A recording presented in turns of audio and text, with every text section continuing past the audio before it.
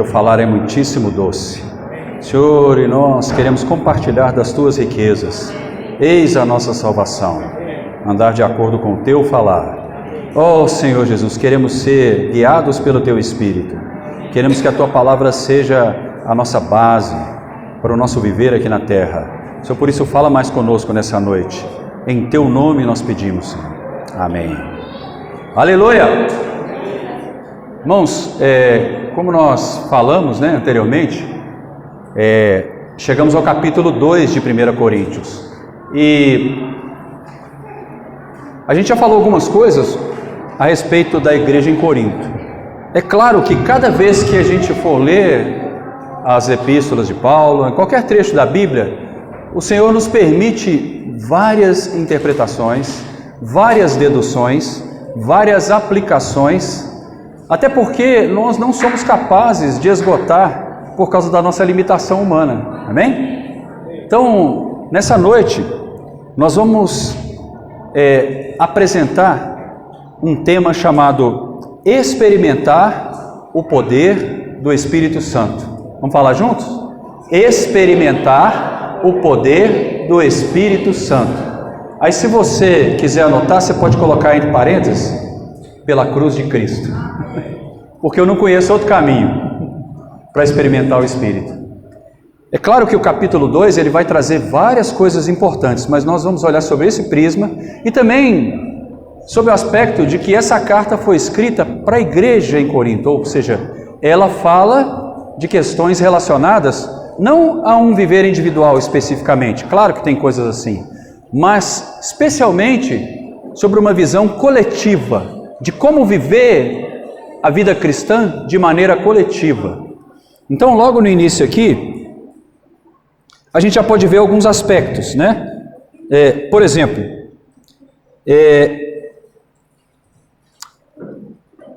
a gente pode ver aqui o caráter da pregação de Paulo. Tem até o subtítulo aqui na versão João Ferreira de Almeida, na revista atualizada, fala aqui do caráter da pregação de Paulo, o exemplo de Paulo, através do ensino que ele fazia. Ele não pregava de qualquer maneira, mas pregava pelo poder do Espírito. E por isso, a gente vê que foi assim que ele conduziu todo o seu ministério, Não apenas pelo conhecimento que ele detinha, mas sobretudo pelo poder do Espírito. E logo no versículo 1 de 1 Coríntios 2 a gente vê isso. Eu, irmãos, quando fui ter convosco, anunciando-vos o testemunho de Deus, não o fiz com ostentação de linguagem ou de sabedoria. É bom depois, irmãos, a gente ler também outras versões. Por exemplo, a versão King James atualizada, ela tem também uma excelente tradução, outras terminologias que ajudam a gente até a compreender melhor. Mas eu quero aqui enfatizar nesse versículo 1, de cara, essa palavra testemunho, no original, ela é mais como mistério, Alguns manuscritos até traziam testemunho, mas é o mistério. Quando Paulo foi para essa cidade, Corinto, como que era a característica de Corinto? Era uma cidade cosmopolita, gente de todas as partes, era uma metrópole para aquela época, mais de 600 mil habitantes, dos quais 400 mil eram escravos ou trabalhadores. E era uma cidade onde tinha templos de vários deuses, tinha muita idolatria. E tinha especialmente uma deusa chamada Afrodite, onde tinha ali as chamadas prostitutas cultuais, então havia muita imoralidade nessa cidade. Paulo até mesmo no início ali, quando ele chegou, a gente pode ler isso no capítulo 18 de Atos, eu recomendo ler 2 vezes, leia na revista atualizada, mas leia também na King James. Vai dar assim um esboço geral do que foi a passagem de Paulo por meio dos Coríntios, e até mesmo depois a chegada de Apolo, do qual nós vamos falar um pouco aqui também. Então, quando ele chega ali, ele vem para um cenário onde havia muitos gregos, mas foi ali também que ele achou um casal. Ele achou ali Áquila e Priscila, mas fala Priscila e Áquila, no início. E quando ele foi expor esse mistério de Deus, e o mistério de Deus, irmãos, o que é ele? O que é o mistério de Deus? A gente sabe que o mistério de Deus é Cristo.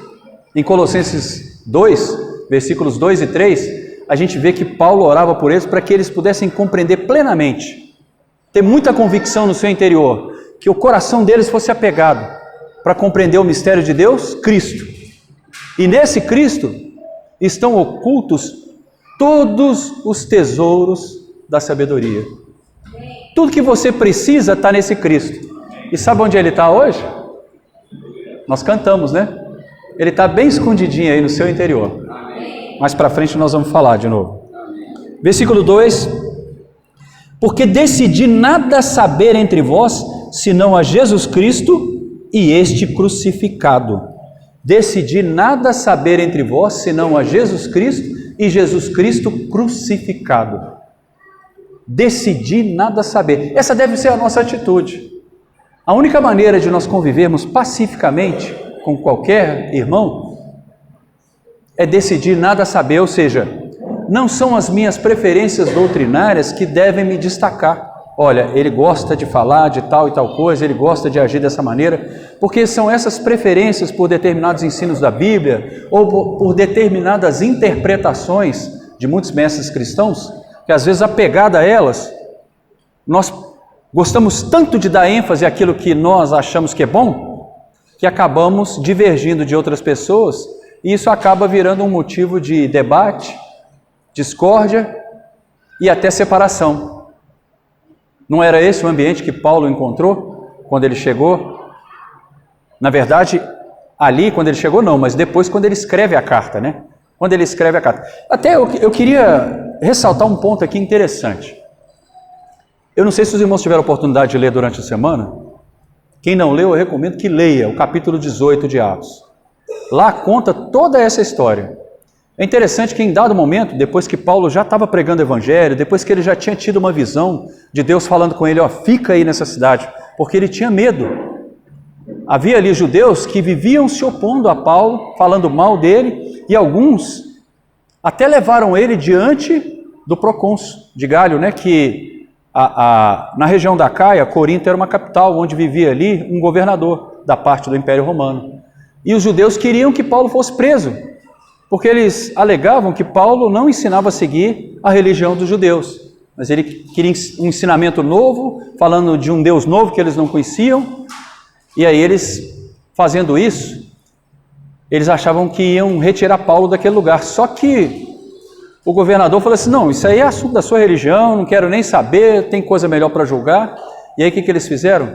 Eles espancaram o administrador da sinagoga, que já tinha sido mudado, né? Porque o administrador anterior, que era Crispo, ele creu no evangelho e ele passou a seguir Paulo. Aí eles colocaram outro no lugar, que era Sóstenes. Esse Sóstenes, por incrível que pareça, eu não posso afirmar categoricamente que seja o mesmo. Que quando começa aqui 1 Coríntios, fala que é Paulo, chamado pela vontade de Deus, e o irmão Sóstenes.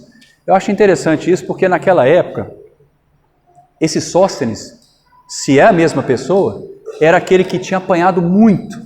Eles espancaram ele. E o governador não estava nem aí. Eles fizeram isso para ver se o governador prestava atenção. Ou talvez porque ficaram com raiva porque eles não conseguiram condenar Paulo. Mas de qualquer maneira, o que eu quero dizer é que, coincidentemente, quando Paulo escreve essa epístola, ele é auxiliado pelo irmão Sóstenes. Particularmente, isso é uma opinião minha, eu não posso afirmar isso categoricamente, mas eu creio que é a mesma pessoa. Por que então que Paulo ia usar Sóstenes? Por que ele seria identificado para os coríntios? Que razão teria? Para mim, isso mostra o poder do evangelho em trazer alguém que, espancado, depois se converte a esse evangelho ao qual Paulo pregava. E até porque depois de Paulo, Apolo foi para lá para confirmá-los, né? A gente pode ler isso em Atos 18. Mas voltando para cá, Paulo fala que decidiu nada saber, ou seja, ele não queria dar ênfase aos ensinamentos que eles estavam ali, preferindo a maneira de Paulo, ou a maneira de Apolo, ou a maneira de Pedro, né, que era Cefas, ou até mesmo alguns que se julgavam melhores e diziam que era de Cristo. Então Paulo falou assim, olha, eu decidi nada saber. Isso a gente vai ver escrito por todas as cartas de Paulo. Ele fala para esquecer as coisas que para trás ficam, ele fala deixando tudo para trás. Ou seja, sempre ele nos chamava para viver não de acordo com pensamentos humanos, mas de acordo com a cruz de Cristo. Porque esse é o único elemento que nos vincula.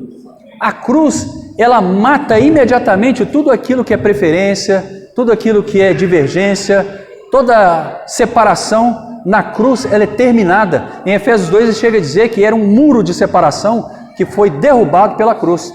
Então, quando Paulo apresenta aqui esse Jesus Cristo crucificado, ele se torna um antídoto para o veneno, que não é apenas o pecado, mas é da cobiça, de querer dizer que eu tenho a melhor doutrina, eu tenho a melhor interpretação, eu tenho um jeito melhor de viver a vida cristã, eu tenho aquele meu ideal de comunhão, eu acho que deve ser desse ou daquele jeito. Irmãos, a melhor coisa é decidir nada saber, mas olhar firmemente para a cruz de Cristo.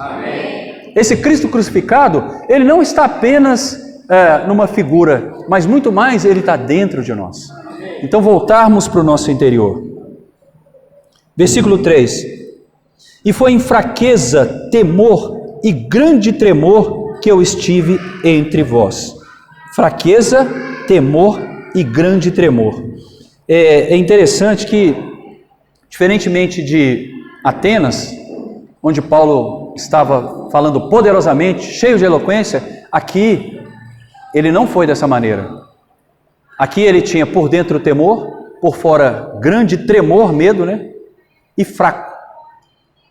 Mas uma visão que ele teve em um sonho, Deus falou para ele, fica porque tem muita gente ainda nessa cidade. Então ele prosseguiu ali. Versículo 4, continuando, né, o que fala no versículo 3, a minha palavra e a minha pregação não consistiram em linguagem persuasiva de sabedoria, mas em demonstração do Espírito e de poder. Então ele demonstrava que o Espírito é aquele que traz o poder. Aqui nesse versículo 4, é bom a gente perceber o seguinte: quando Apolo foi para Corinto, a gente pode ver isso no capítulo 18 de Atos, ali diz que chegou um judeu, natural de Alexandria, que é no Egito. Alexandria tinha a maior biblioteca do mundo, então era realmente uma pessoa muito culta, mas fala também que ele era poderoso nas escrituras e falava com exatidão, então não era um qualquer. Ele tinha um dom, o dom da oratória, ele era pessoa eloquente. Isso está errado? Não está errado. O problema é que a audiência ali, a plateia, né, a igreja em Corinto, eles manifestaram, né, amplamente as suas preferências. Então alguns gostaram mais do jeito de Apolo. E ele, quando foi para Corinto, é interessante que antes dele ir para Corinto, como é que ele aparece? Ele aparece na cidade de Éfeso. Paulo já tinha saído de Corinto e ele levou com ele o casal, Priscila e Áquila. E aí esse casal ouviu Apolo falando e foi, puxa, que irmão precioso. Esse irmão, ele domina as escrituras, ele sabe muitas coisas. Só que eles, com respeito a Jesus, embora ele tivesse exatidão, ele só conhecia até o batismo de João. Estava incompleto. Então esse casal, que foi ajudado por Paulo, porque lá em Corinto, quando eles encontraram, eles tinham a mesma profissão, eram fabricantes de tenda. Então, trabalhando junto, com certeza Paulo não perdia tempo, ele devia estar com as mãos trabalhando e com a boca ele estava pregando o evangelho. Ou seja, isso aí também é bom a gente lembrar que pregar o evangelho não é uma questão simplesmente de largar todas as coisas, largar seu emprego e sair para pregar o evangelho. Isso existe. Mas também, o mais comum é que, trabalhando no dia a dia, fazendo as coisas comuns dessa vida, da casa, do trabalho, da escola, eu posso usar as minhas mãos, a minha habilidade, mas eu posso usar a minha boca para apresentar esse Cristo. Amém. Porque como é que esse casal poderia ser tão dotado a ponto de destruir uma pessoa tão poderosa como Apolo? É sinal que quando Paulo estava junto com eles, trabalhando, ele não perdia tempo falando dos acontecimentos do campeonato de alguma coisa lá de Corinto, né? Ou da última moda, ou das últimas filosofias, ou da política, ou de quanto a cidade era imoral, ou de quanto era idólatra, mas ele falava com certeza o evangelho.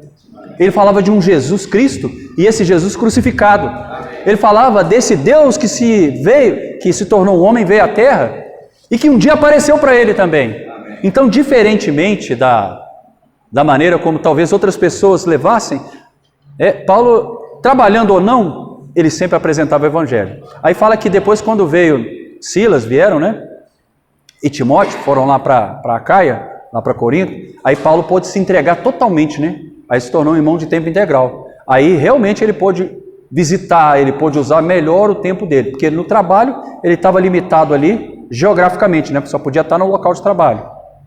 Mas ele não deixava de pregar o evangelho. Então não pense assim, eu estou limitado, eu não consigo, onde eu trabalho não tem jeito. Irmãos, a pessoa está do seu lado ali. Até é interessante, né? No sítio aconteceu uma cena interessante.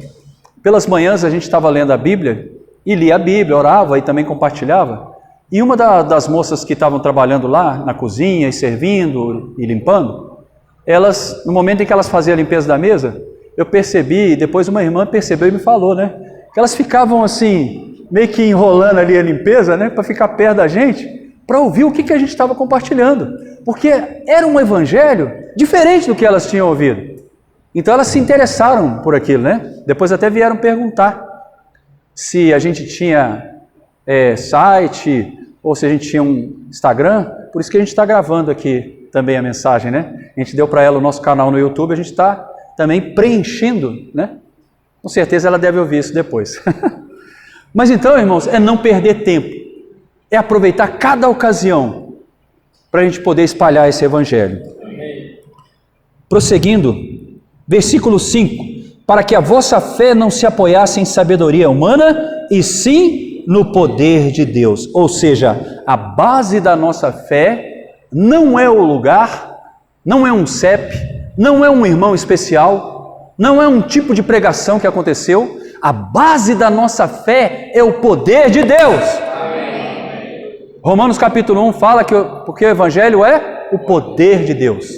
Aquele poder ali é dínamos, no grego, da mesma origem de dinamite. É para explodir com as coisas dessa terra que fazem com que a pessoa se torne escrava. Quantas pessoas a gente conhece que você percebe, puxa, parece que ele quer crer, mas tem algo que ainda, né? Então precisa de um evangelho dinamite, né? Poder. E esse poder está no Espírito. Amém. É por isso que eu preciso exercitar o Espírito. Amém. Muito mais do que saber uma bela mensagem, muito mais do que decorar versículos bíblicos, eu preciso experimentar esse poder do Espírito Santo. Amém. Que está dentro de mim e de você. Amém? E para isso, irmãos, não há outro meio a não ser por meio de oração e palavra. Tiago, capítulo 1, versículos 21 e 22, acolhei com mansidão a palavra em vós implantada, porque ela é poderosa para nos salvar. A palavra é poderosa para nos salvar e para salvar aqueles que estão ao nosso redor. Amém? Oh, Senhor Jesus! Então aqui a gente termina um primeiro trecho, né? Esse segundo trecho começa assim, versículo 6. Entretanto, expomos sabedoria entre os experimentados. Existe uma diferença desse público do versículo 6 para os demais públicos aqui que vão do versículo 7 e 8. Olha só o que fala. Entretanto, expomos sabedorias entre os experimentados, não porém a sabedoria deste século, nem a dos poderosos dessa época, que se reduzem a nada. O que quer dizer isso? De um lado, quem fala, quando nós falamos, nós precisamos mais do que tagarelar, né? Às vezes disseram que Paulo era tagarela, mas não é isso. Nós profetizamos, nós falamos Deus para dentro das pessoas. Nós falamos Deus por meio da sua palavra. Expor sabedoria entre os experimentados, eu não sei se foi o Mauri que falou isso lá no sítio, né? Que quando a gente fala a palavra, tem dois tipos de público. Aqueles que estão exercitando o Espírito e recebem com alegria, e aqueles que vieram a mais uma reunião e talvez não vai fazer muita diferença. Então Paulo, ele fala que, olha, essa sabedoria, ela está sendo exposta entre os experimentados. Por quê? Se eu não exercito o meu espírito, se eu não busco crescer na fé, é difícil discernir o que está sendo falado. É difícil discernir o que eu estou lendo. É difícil discernir o que está sendo compartilhado num pequeno grupo, numa reunião de casa ou numa conferência, seja onde for.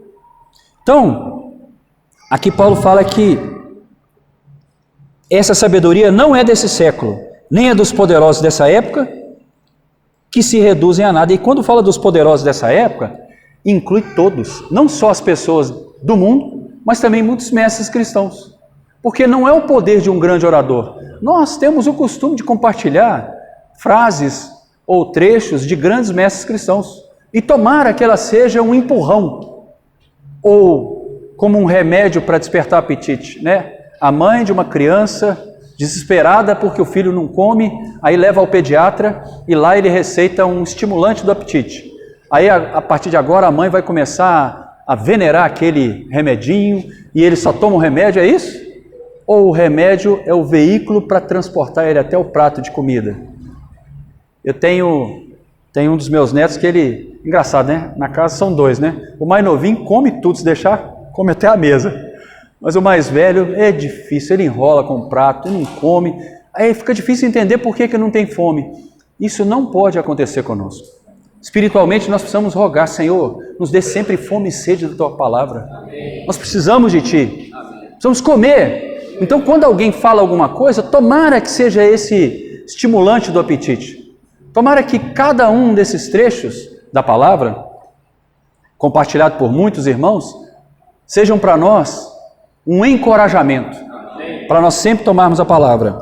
Senhor Jesus. Versículo 7, mas falamos sabedoria de Deus. Senhor Jesus, a sabedoria de Deus em mistério, outrora oculta, a qual Deus pré-ordenou desde a eternidade para a nossa glória. Deus pré-ordenou desde a eternidade para a nossa glória. Esse mistério que é falado, sabe aonde ele está? Sabe aonde está a revelação dele? Sabe aonde ele está escondido? No Velho Testamento tinha um símbolo disso, né? Dentro da arca que ficava dentro do Santo dos Santos, tinha um maná escondido. Que são as experiências ocultas, misteriosas, profundas de Deus. Hoje, a representação que era a figura, hoje é o nosso espírito humano, onde Deus veio habitar. Amém. Aonde está esse mistério? Está no meu e está no seu espírito. Está dentro de Cristo. Cristo é esse mistério. Cristo é o mistério de Deus, em quem estão ocultos todos os tesouros. Pode abrir lá, Colossenses capítulo 2, versículo 3 e veja. Todos os tesouros estão ocultos aonde? Em Cristo. E esse Cristo hoje está onde? Nós não cantamos o hino? Ó, Ele é o Espírito em nós, excelente Espírito em nós. Mora o Deus triuno em nosso interior, pelo Espírito excelente em nós. Que Espírito excelente! Por que ele é excelente? Porque as coisas misteriosas Ele revela para nós. Amém. Senhor Jesus. Amém. Versículo 8. Sabedoria esta que nenhum dos poderosos desse século conheceu. Os governantes, os cientistas, os matemáticos, os sábios, os acadêmicos, os doutores, mesmo naquela época, se eles conhecessem essa sabedoria, eles jamais teriam crucificado o nosso Senhor. Jamais. Mas por não discernir, por não conhecer, por não conseguir tocar nisso, eles crucificaram o Senhor da glória. Mas, versículo 9, como está escrito, nem olhos viram, nem ouvidos ouviram, nem jamais penetrou em coração humano o que Deus tem preparado para aqueles que o amam. Ó Senhor Jesus, embora não haja explicação, embora não tenha lógica, não haja racionalidade para as coisas que foram feitas com o Senhor ainda nos ama. E o Senhor, quando nós o amamos, Ele já tem preparado para nós. Paulo chegou a dizer que para ele, Deus já tinha preparado a coroa da justiça. Falou, não vai dar só para mim não, mas também a todos quantos amam a sua vida. Quando nós amamos o Senhor e voltamos para o nosso espírito, os sentidos espirituais são despertados. O meu espírito humano também possui sentidos espirituais que precisam ser despertados e exercitados. Paulo ora em Efésios 1,18 para que sejam iluminados os olhos. Aqueles olhos são olhos carnais? Claro que não. Porque é para nós vermos qual que é a esperança do nosso chamamento. Você consegue ver lá no futuro? Você consegue ver já a Nova Jerusalém? Você consegue já visualizar você em corpo de glória? O Espírito consegue. Amém. Aleluia! Por isso que fala que nem olhos viram. Esses olhos, esses ouvidos, esse coração são humanos. Mas Deus quer nos transportar para a esfera dos ouvidos espirituais. Quem tem ouvidos, ouça o que o Espírito diz às igrejas. Esses são ouvidos espirituais. Tem nariz espiritual. O bom perfume de Cristo, para uns é aroma de vida. Quem tem nariz espiritual. Quem não tem o nariz espiritual, aroma de morte. Os olhos espirituais, o coração espiritual. Deus quer fazer penetrar em nosso coração, não apenas esse coração humano, que ainda é muito anímico, muito traumático, né? Mas Deus quer nos fazer sondar. Versículo 10, mas Deus nos revelou pelo Espírito. Embora as coisas sejam ocultas, não sejam perceptíveis à inteligência humana, à lógica humana, à racionalidade humana, não dá para explicar. Deus nos revela pelo Espírito, aleluia! Porque o Espírito sonda até a profundeza de Deus. As coisas profundas de Deus, o seu Espírito, o meu Espírito, é capaz de sondar, de tocar, de perscrutar, de entender, de compreender. Irmãos, isso é algo tão maravilhoso, porque quantas vezes você pensa assim, eu não sei explicar, mas é algo que eu tenho certeza, porque está no Espírito. Amém. E outra coisa maravilhosa que acontece também, né?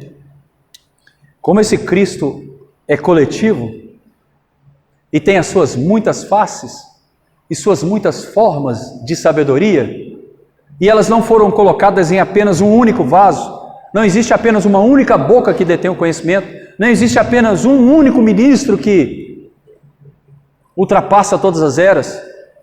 Deus maravilhosamente colocou isso de maneira multiforme, ou seja, quantas vezes você estava reunido no grupo familiar, ou num pequeno grupo em comunhão, ou alguém compartilhou no microfone, ou falou aqui na frente, e aí você fala assim, puxa, eu não tinha visto desse jeito. Quantas vezes você já viu isso? Porque aquela porção não me foi dada, mas foi dada ao meu irmão, e eu preciso dele, porque eu sou membro dele também. Eu sou membro de cada irmão, eu preciso de cada irmão, e de cada irmã também, por óbvio, né? Isso é maravilhoso demais. Só no Espírito a gente fala assim, puxa, é Espírito, porque não tem condição.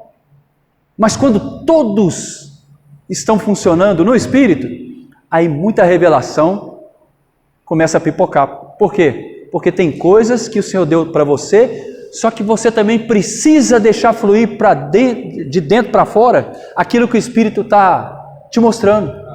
Quantas vezes que o Espírito te incomodou numa reunião familiar, num pequeno grupo ali de comunhão, ouvir aqui à frente dar um testemunho e você ainda reteve ali o Espírito. Está na hora de liberar esse Espírito. Amém. Deus quer te mostrar as coisas profundas. Senhor Jesus. Versículo 11. Porque qual dos homens sabe as coisas do homem, senão seu próprio Espírito que nele está? Assim também as coisas de Deus ninguém conhece, senão o Espírito de Deus. Ora, nós não temos recebido o Espírito do mundo, e sim o Espírito que vem de Deus. O que nós recebemos? O Espírito que vem de Deus. E Deus não nos tem dado o espírito de covardia. 1 Timóteo capítulo 1, aliás, 2 Timóteo, né? 2 Timóteo 1, 6 e 7. Deus não nos tem dado o espírito de covardia, mas de poder. Amém. Deus nos tem dado o espírito de poder. Amém. Aleluia! De amor e com uma mente sóbria. Senhor Jesus, para que conheçamos o que por Deus nos foi dado gratuitamente.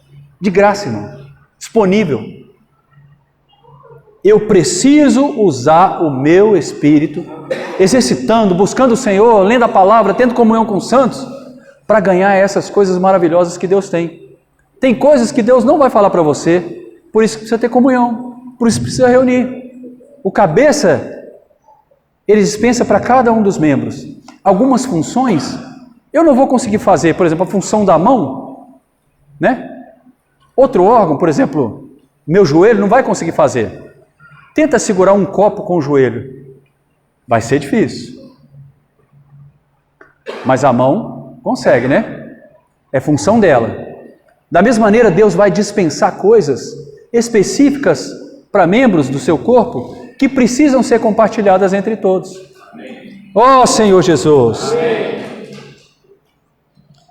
Versículo 13: disto também falamos, não em palavras ensinadas pela sabedoria humana, mas ensinadas pelo Espírito, conferindo coisas espirituais com espirituais. Nós não buscamos explicar as coisas da Bíblia, as coisas do Espírito, por meio de sabedoria humana, né? O que o Senhor tem nos dado? Então, por isso, irmãos, nós não falamos o que nós queremos. É por isso que a gente não deve manifestar nossas preferências. Se nós estamos tendo comunhão e há concordância ali, continua, ok. Mas se ele pensa diferente, não tem problema. O Cristo que morreu por ele, morreu por mim, por cada um de nós. É o mesmo. Amém. Receba aquilo que seu irmão falou como acréscimo, não como diferença. E busca a paz, que é o vínculo para nós andarmos na unidade do Espírito. Nós precisamos nos esforçar diligentemente por preservar a unidade do Espírito no vínculo da paz. Amém? Então aqui mostra para nós que Deus nos deu o Espírito de poder. Esse Espírito é aquele mesmo de João 14, 26, que nos ensina todas as coisas e nos faz lembrar. É o mesmo de 1 João capítulo 2, versículos 20 e 27, a unção em nosso interior. Todos nós temos unção, e ela nos ensina todas as coisas, mas principalmente ela nos ensina a permanecer nele, em Cristo, no Espírito. Ó Senhor Jesus! Amém. E por fim aqui, Senhor Jesus, olha que coisa interessante esse versículo 13, né? Aliás, 14, perdão. O homem natural não aceita as coisas do Espírito de Deus. Esse homem natural, em outra versão, ele é traduzido por o homem psíquico. Numa outra versão, almático ou anímico. Então aqui deixa clara e evidente para nós que alma e espírito são coisas distintas. Tem gente que acha que alma e espírito é a mesma coisa. Mas o problema é que a minha alma, ela está lotada de coisas dessa terra. Ela está lotada, tem filme, tem livro, tem trabalho, tem conta para pagar, tem ciúme, tem inveja, também tem alegria, tem tristeza, tem um monte de coisa na alma. Tem um monte de coisa na alma. Só que também tem um espírito doidinho para ocupar essa alma. Amém. Sabe como? Eu vou fazer questão de ler isso aqui. Abra aí em Gálatas, pode deixar marcado, mas abra em Gálatas capítulo 5, nós vamos ler a partir do versículo 16.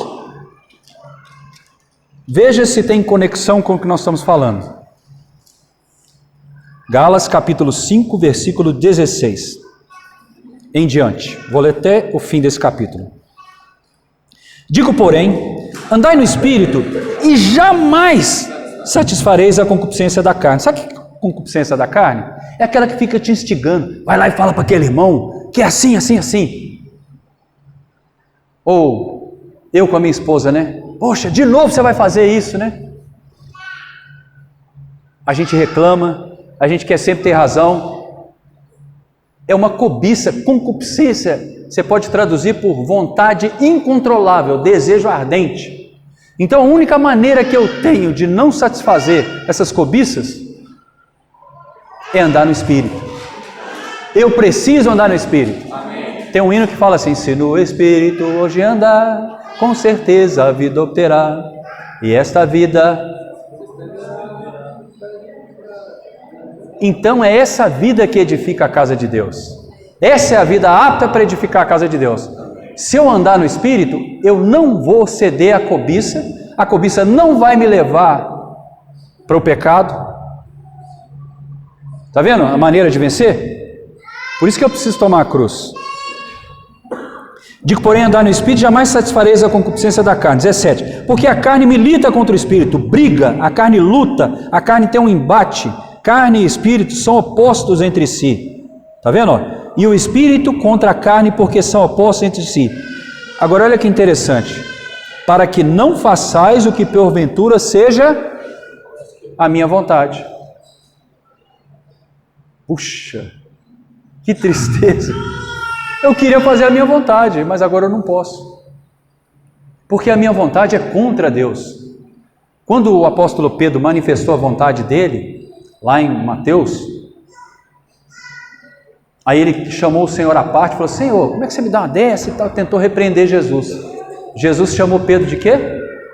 Arreda Satanás, porque não cogita das coisas de Deus e sim dos homens. Então o nosso querer, o nosso ser anímico, almático, nosso homem natural, ele não aceita as coisas do Espírito, porque eles lutam entre si. Então, para que não façais o que porventura seja do vosso querer, mas se sois guiados pelo Espírito, não estáis sob a lei. Ora, as obras da carne são conhecidas e são prostituição, impureza, lascívia, idolatria, feitiçaria, inimizades, porfias, ciúmes, iras, discórdia, dissensões, facções, invejas, bebedice, glutonaria e coisas semelhantes a essas, a respeito das quais eu vos declaro, como já outrora vos preveni, que não herdarão o reino de Deus os que tais coisas praticam. Parece que eles estão falando para a igreja em Corinto, né? Não parece? Está falando para cada um de nós. Está falando para a situação do mundo em geral. Está falando para a situação de muitos crentes espalhados pela terra. Versículo 22, aleluia! Mas o fruto do Espírito, em primeiro lugar, é amor. Interessante, não é o fruto do Espírito são, é que o fruto do Espírito é uma coisa toda inclusiva, porque na verdade, ele é o próprio Senhor gerando o fruto dentro de nós.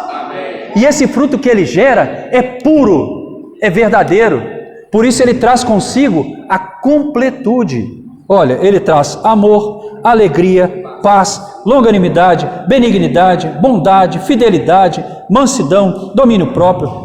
Contra essas coisas não há lei. Às vezes você chega para o Senhor: Senhor, me dá um ensinamento, me dá um... Ele fala assim: anda no Espírito. Se você andar no Espírito, tudo que você está pedindo está aí. Senhor, me dá paciência, anda no Espírito. Senhor, me dá amor, está no Espírito. Tudo está contido nesse Espírito. Ó Senhor Jesus. Senhor Jesus. E os que são, versículo 24, e os que são de Cristo Jesus, o que é que eles fizeram? Para andar no Espírito, o que é que tem que fazer? Tem que levar o velho homem para a cruz, tem que levar a carne para a cruz, com as suas paixões, com seus desejos ardentes, com esse homem anímico, com esse homem natural, psíquico, almático.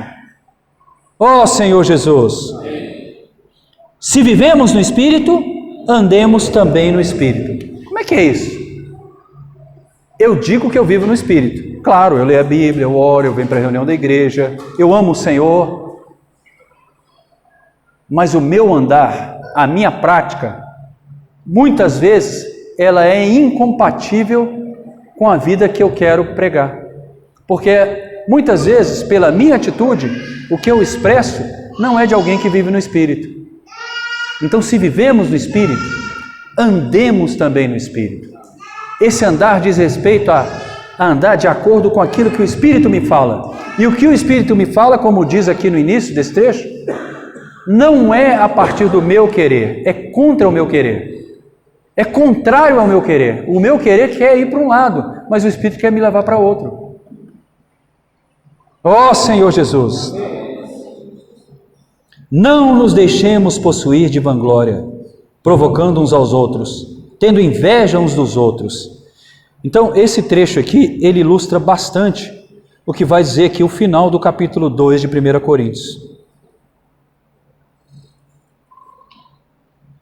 Ora, versículo 14, ora, o homem natural não aceita as coisas do Espírito de Deus, porque eles são loucura, e não pode entendê-las, porque elas se discernem espiritualmente.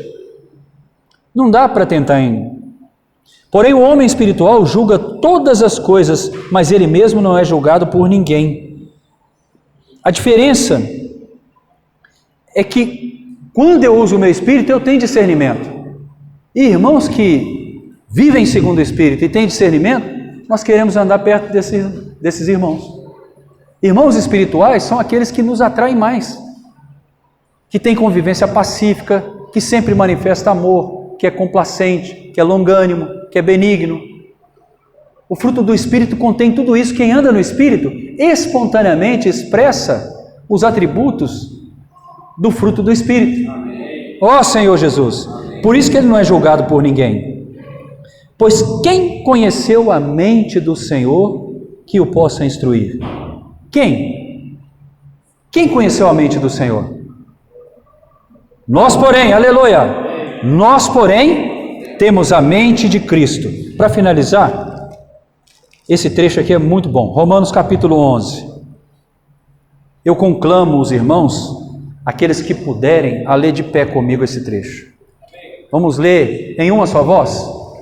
Romanos capítulo 11, do versículo 33 ao 36. E assim que nós terminarmos, a gente já pode fazer pequenos grupos para compartilhar. Amém? Vamos lá? Ó profundidade da riqueza, tanto da sabedoria como do conhecimento de Deus. Quão insondáveis são os seus juízos e inescrutáveis os seus caminhos. Quem, pois, conheceu a mente do Senhor? Ou quem foi o seu conselheiro? Ou quem primeiro deu a ele para que ele venha a ser restituído? Porque dele, e por meio dele, e para ele, são todas as coisas. A ele, pois, a glória eternamente. Amém. Vamos compartilhar então em pequenos grupos, irmãos?